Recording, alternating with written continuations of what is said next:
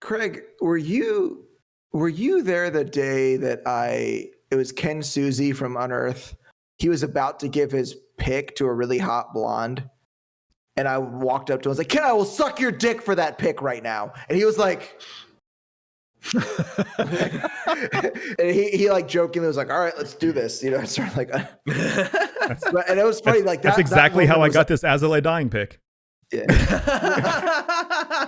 But that woman was outraged. She was like, what the fuck? I was like, hey man, you should have played your cards right. Yeah. I'm just saying. She had a made hand and you came over and flipped the fucking table over, and I appreciate that about you.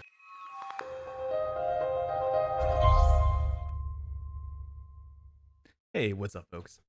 While moving recently, I found an old recording from a band that I was in about a decade ago. And since it was my month to present on the Metacast Music Dudes, I decided to troll my friends and act like that was the band I was presenting. So I hope you enjoy this. I do think it would be funny for someone to, I mean, you may be doing it, but bring something that's literally just really bad. I'm just gonna go ahead and bite the bullet and bring Limp Bizkit for the next one. Actually, no. Speaking of, we're gonna go ahead and start off. Then I'm not gonna give you any sort of intro into this, but this is really bad. Let's go for song run here. I cannot wait for you guys to just tear this apart. Just tell me what you guys think. All right.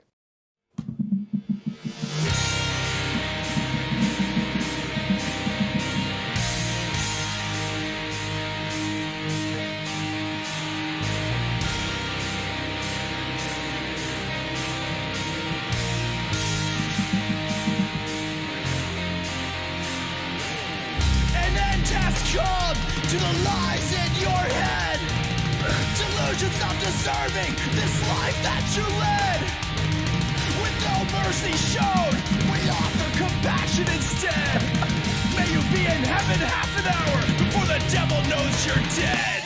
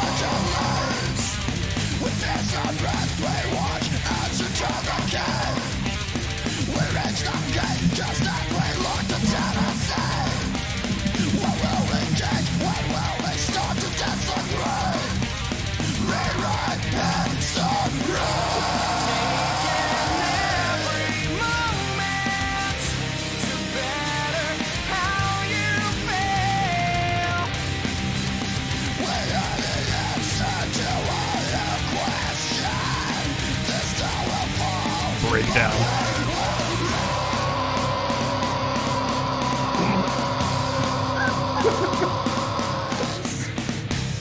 I think Distance gets the joke.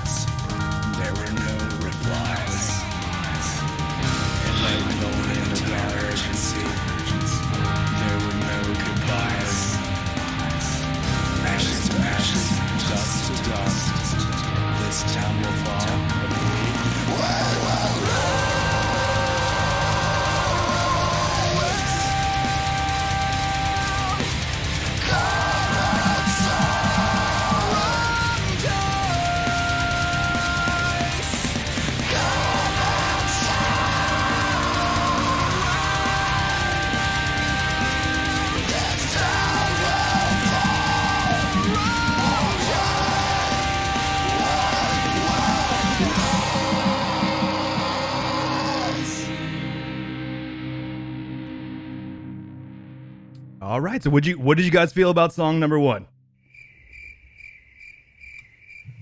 I couldn't find the lyrics, so I couldn't follow.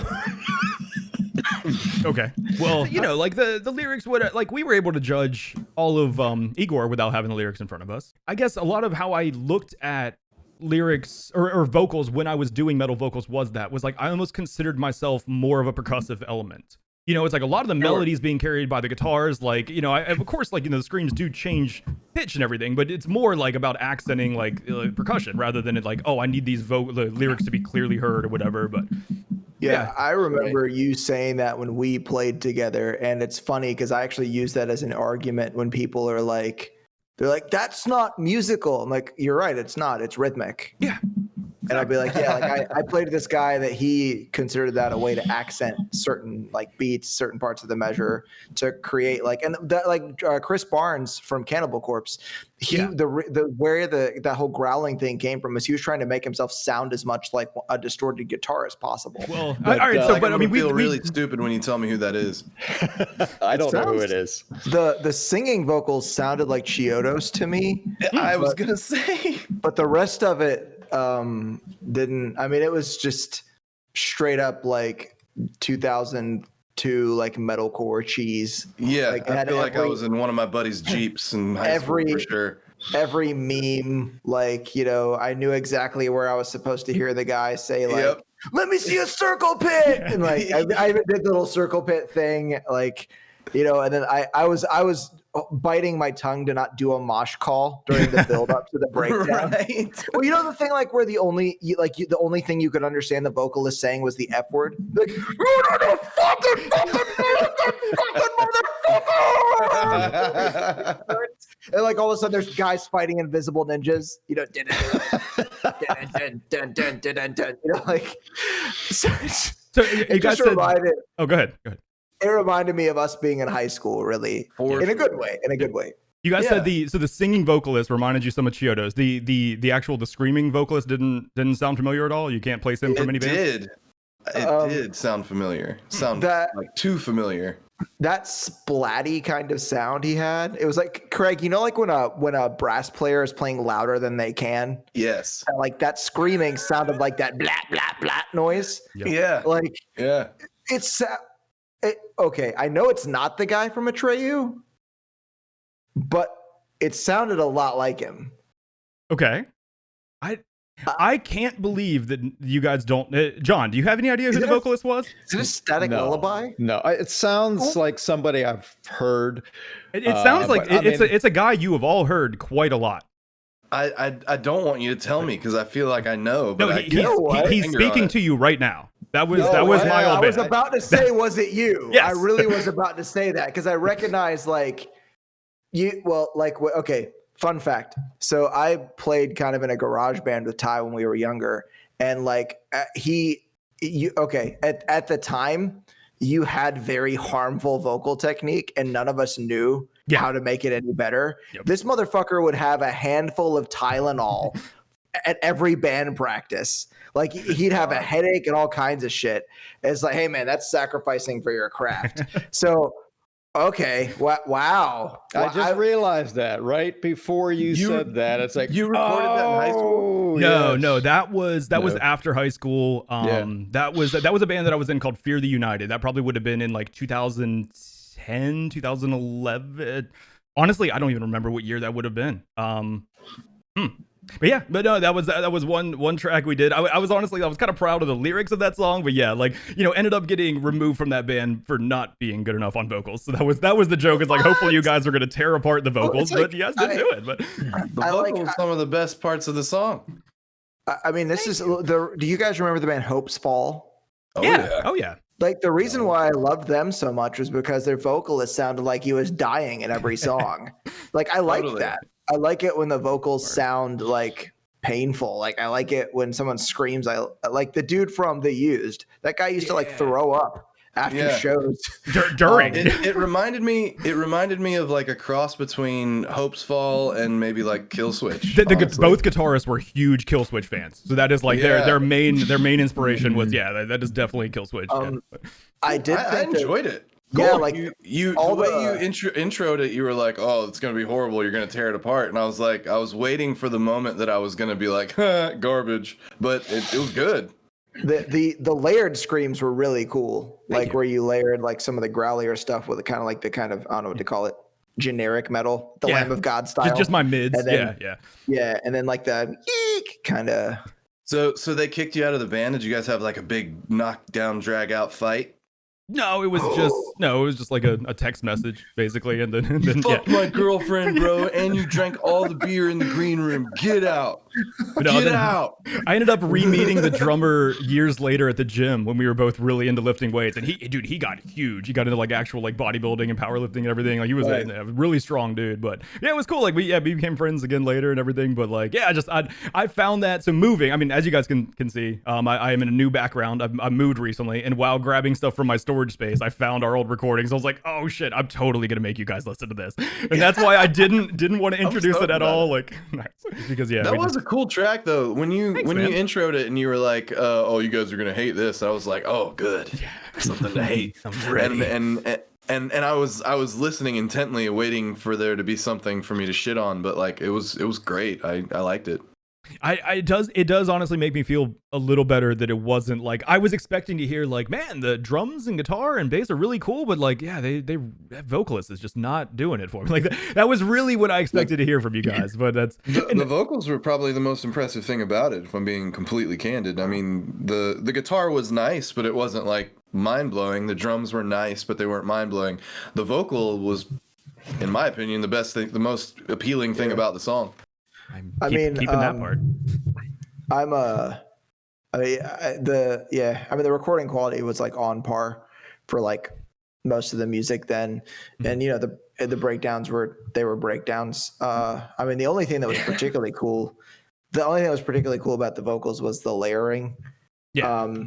But it's like I said, like screaming vocals are too young for there to be an objectively good. So it's like I guess I honestly I would think we listen to objectively good today. I think that Ollie is like, I mean, I think you like same thing like Alex Terrible. Listen to him, and it's like there is kind of like a marker of like, okay, these are what like lows are supposed to sound like. This is doing it right. But yeah.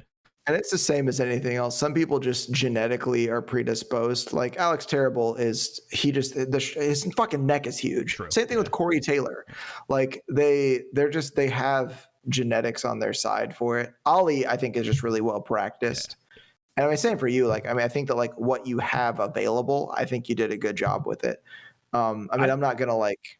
Go ahead. I mean, I'm not gonna lick all over your ball sack and tell you that it was the most impressive part of it. But break your arm, jerking him off, Mike. I mean, I didn't notice them before you told me it was you, and it did have that kind of. It really did have an Atreyu vibe to it.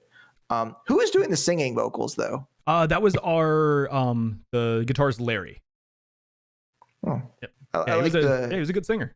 He did not sound like a Larry. Yeah, he didn't. I agree. I do think I'd like to hear it again. I'm surprised that I really thought, since there are actually two spoken parts in that, where like in the beginning I'm doing kind of like the almost chanting kind of like the sing screaming style, and then even like an actual spoken word part. I was really surprised that it didn't just immediately jump out as who they were, and or who I was, I guess. But in distance, when you started laughing right at the beginning, I was like, it's because he knew it's me. Like I thought you got it, but yeah.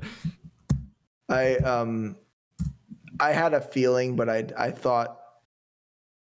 You didn't think I would be lame enough to do that? I understand. No. I mean, I second guessed myself because I thought like I should have just been bold. I was like, but what if I'm wrong? I'm afraid. So like I didn't say it, but I mean, yeah, it was what you expect. It had everything that a good metalcore song is supposed to have in it. Cool.